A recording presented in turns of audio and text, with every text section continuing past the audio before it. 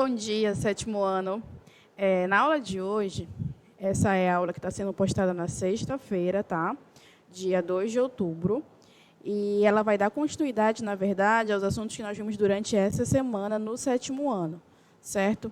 Durante essa semana, nós estudamos como que seria a administração feita pelos espanhóis ali na região do Império Inca e do Império Azteca, que foi onde eles dominaram, certo? Para a avaliação do terceiro bimestre, nós estudamos a destruição do Império Inca, a destruição do Império Azteca. Portanto, agora no quarto, nós vamos estudar como que foi depois dessa destruição dos impérios Incas e Azteca, tá? Como foi que os espanhóis administraram essas regiões, o que aconteceu, certo? E aí, essa semana, nós já estudamos um pouquinho disso. Nós vimos que se criaram várias missões religiosas nessa região. Missões são aqueles lugares para onde os indígenas eram levados para serem catequizados pelos religiosos, certo?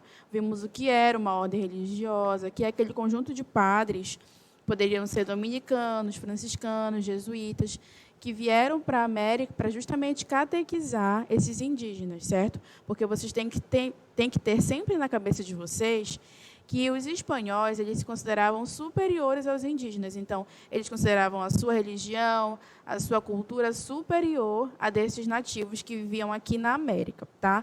Não confundam esse assunto com o Brasil. Nós estamos estudando outra região que não é o Brasil, tá? Nós estamos estudando a América Espanhola, certo?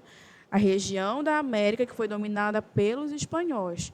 O Brasil foi uma região dominada pelos portugueses.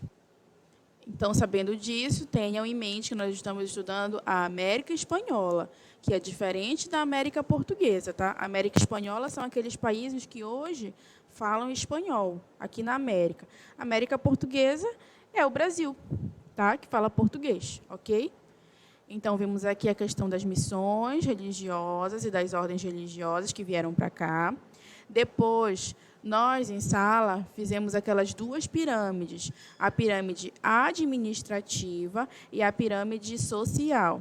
Na pirâmide administrativa, nós vimos como funcionava a hierarquia do poder na América, ou seja, quem mandava, tá? Vimos que lá em cima estava o rei da Espanha, que era dono tanto da Espanha quanto das colônias espanholas aqui na América.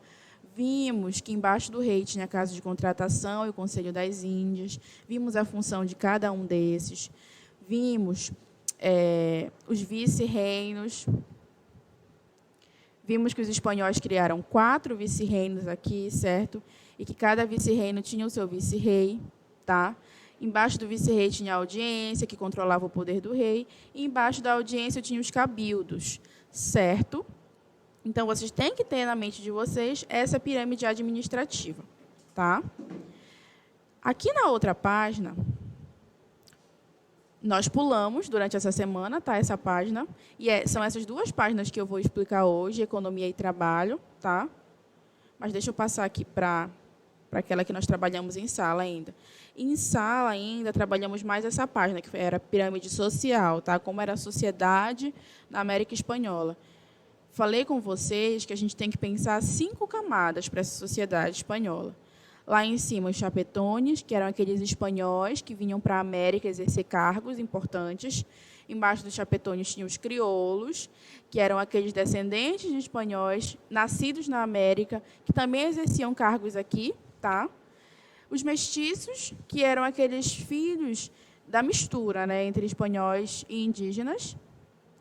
Depois dos mestiços, os nativos, tá? Que eram os indígenas que já viviam aqui na América, que são descendentes dos incas e dos astecas. E vimos os escravizados, que era a população que fazia todo o trabalho duro, tá? Que eram pessoas vindas da África, forçadas, e que eram obrigadas a trabalhar aqui, sem nenhum salário em troca, tá? Então, foi isso que nós trabalhamos essa semana. Na aula de hoje, eu vou dar continuidade a isso que nós trabalhamos, tá? Que são essas duas páginas aqui, tá? Essa que fala sobre economia e trabalho, ok?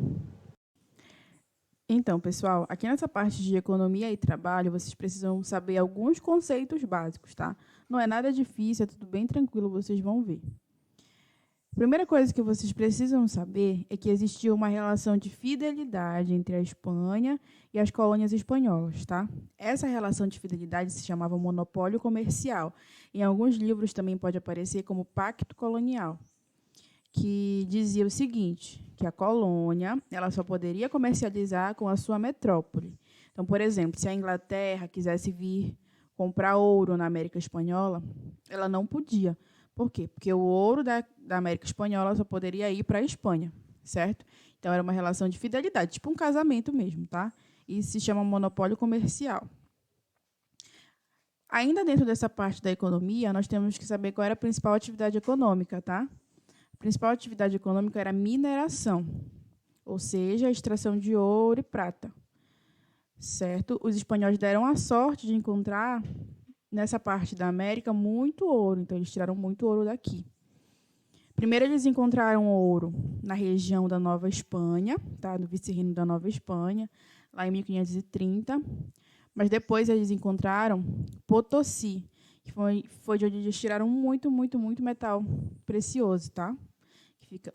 Que é onde hoje é a Bolívia.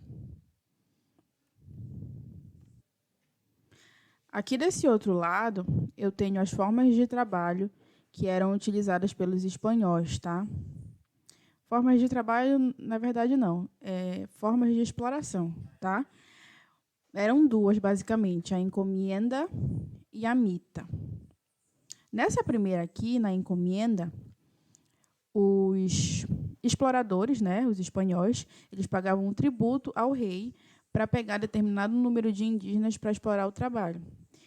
Ou seja, eles encomendavam um determinado número de indígenas, pagavam um valor ao rei e o rei permitia. Por isso que se chama encomenda, porque eles primeiro pediam a autorização do rei, encomendavam um determinado número, e aí o rei concedia essa permissão, tá? Em troca dessa permissão, os espanhóis eles tinham que pagar tributos e também ficavam responsáveis pelo cuidado com esses indígenas que eles pegavam para explorar.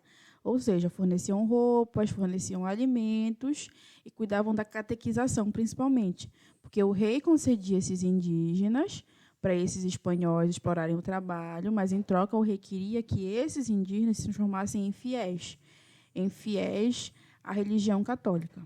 Tá? E por que os espanhóis precisavam pedir autorização para o rei? Porque o rei ele era dono de tudo. Ele mandava lá na Espanha e mandava aqui na América. Então, os indígenas, na visão deles, na época, pertenciam ao rei também. A outra forma de trabalho era a mita. Tá? A mita, na verdade, ela se origina de uma forma de trabalho que já existia entre os incas. Durante um determinado período do ano, os indígenas eles forneciam a sua mão de obra para o imperador inca deles. Tá?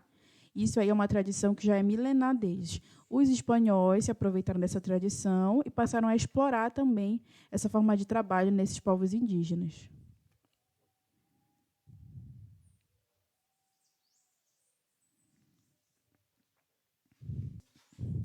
Como explica muito bem nesse parágrafo aqui, ó. Os espanhóis se aproveitaram desse costume local para que grupos de indígenas, durante um determinado período de tempo, geralmente 4 meses, prestassem serviços na construção de estradas e edifícios públicos, na agricultura e nas minas, em troca de uma pequena remuneração.